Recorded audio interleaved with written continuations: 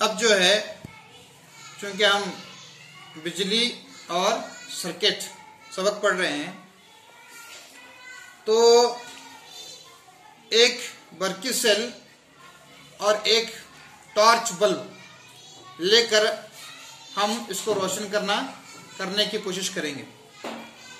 तो हमने एक तार लेकर उसमें दो टुकड़े किए हैं, फिर दोनों के सिरों से प्लास्टिक का जो कवर था वो निकाला है।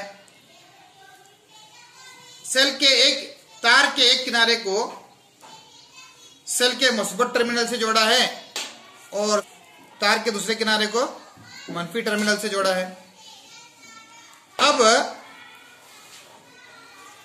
चूंकि बल्ब के भी दो टर्मिनल होते हैं, तो बल्ब रोशन होने के लिए जरूरी है कि दोनों टर्मिनलों को सेल के दोनों टर्मिनलों से जोड़ा जाए।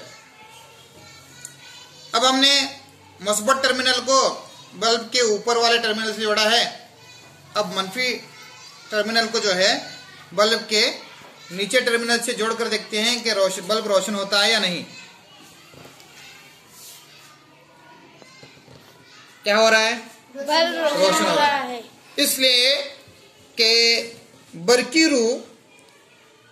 बरकी सेल के एक टर्मिनल से दूसरे टर्मिनल में पास हो रही है।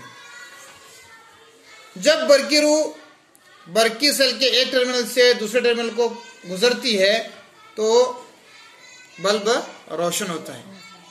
अगर इनमें कनेक्शन टूट जाता है तो फिर बल्ब जो है रोशन नहीं होता। मिसाल के तौर पर अगर मैं ऐसे निकाल दूं तो बल्ब रोशन हुआ क्या? नहीं रोशन हुआ। अगर इसे जोड़ दूं तो रोशन होगा। अगर इसका कनेक्शन तोड़ दें तो नहीं रोशन होगा।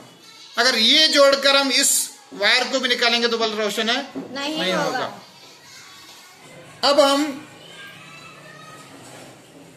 बरकी सेल के दोनों टर्मिनलों को बल्ब के निचले टर्मिनल से जोड़कर देखते हैं तो बल्ब रोशन नहीं होता।